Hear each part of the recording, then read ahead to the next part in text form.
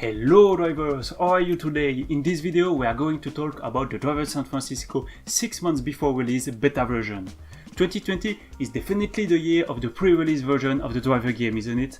After Driver 1 April 99 beta, Driver 2 bootleg version, Driver 3 Xbox Press demo, it's an early build of Driver San Francisco that has been dug up last week. And as for the Driver 3 Xbox Press demo, we can thank the Obscure Gamer website who found this early version of the game in our Xbox 360 press kit. Indeed, there is more than one version of Driver San Francisco in the files of that press kit, but today we will focus on the oldest playable build dated from February 2011. And thanks to Mr. Pinball, we have footage of that beta version which will be useful to compare to the final game. The builds are still being checked by the expert of the driver community as we speak, but we can already take a first look on the game and make some early analysis on these builds. Buckle up, we are driving away.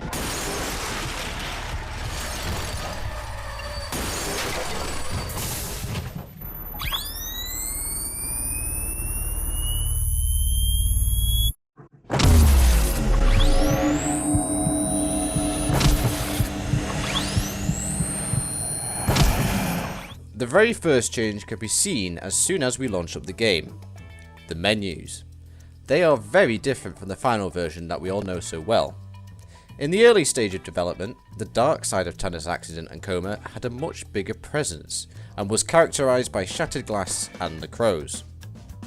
Whilst these things are still in the final game, they were more pronounced in the artworks and the UI of the beta version, as you can see shattered glass in the menu with some rather beautiful optical effects in the background. The in-game pause menu also featured the shattered glass. Whenever you enter and exit the pause menu, there is a broken windshield transition. The ability and shift bar were also intended to have the shattered glass, as seen on early designs shared by Ubisoft Reflections on their Facebook page. These early artistic choices, I think, are pretty good, as they give the game a unique visual identity which matches the mood of the story very well. The crows are still there, but we suspect they could have been used more in the early stages. In the end, however, the menu has been replaced by a more generic one, and the shattered glass effect ended up appearing only at the end of Driver San Francisco's trailers. Hey, Olenov here. We're gonna be comparing some of the menu changes, content-wise. Because the menus, they're not only different from a visual point of view, they also got early and different content, as well as hinting to cut game modes and in-game mechanics in the manual as part of the options. Let's get started. First of all, the ability to replay missions.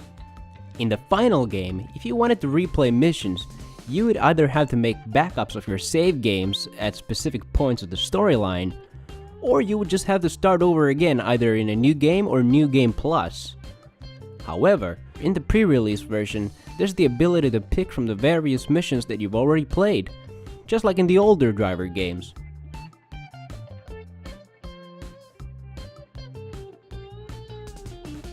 Secondly, willpower was originally needed to use Shift, as Tanner wasn't strong enough to actually use his powers.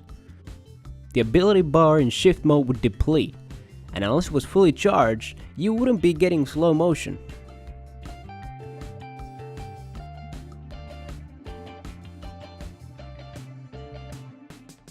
It worked much like the boost bar in Burnout games. The more you would drift, jump, and drive cooler, the faster you would recharge. One of the biggest takeaways from this is the scrapped online co-op, with 6 missions to play online with the ability to win medals and score in the leaderboards, just like in the split-screen game modes.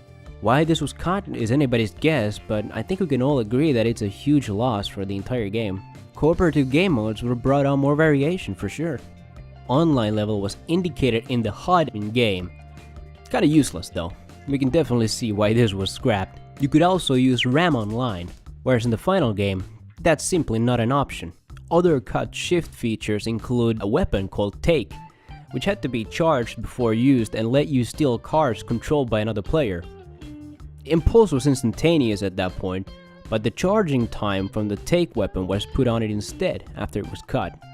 Take a ride menu used to exist like in the previous Driver games.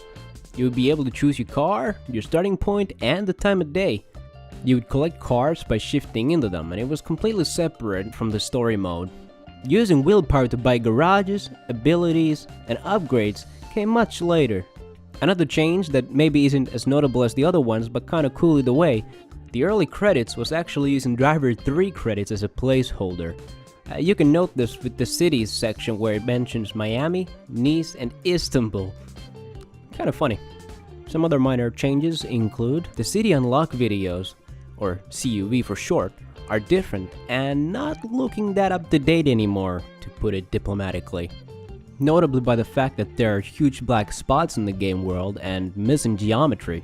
Last but not the least, the achievement list shows different names and some achievements are not present in the final version of the game, such as uploading replays.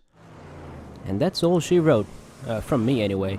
Thanks for having me, Vortex, and stay safe out there, everybody. Have a good one.